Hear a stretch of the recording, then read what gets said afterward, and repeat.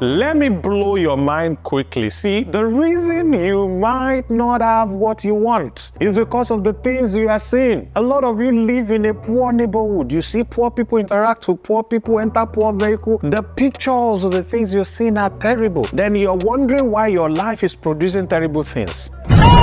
If you want to make money, if you want to be wealthy, you must be deliberate about your environment. I create, and what I see inspires what I'm able to create. And you will find out if you become deliberate about the things you see every day, the things you interact with. This is why we go on vacation. This is why we spend on expensive hotels. So I want to challenge you right now. Go to a restaurant in your town that you consider the most expensive. If it's bottled water you can afford, sit there, buy that bottled water, enjoy it in that restaurant, take pictures right there, and you will see the difference that's going to make in your life. Let me know once you've done this assignment in the comment below, and I'll see you tomorrow.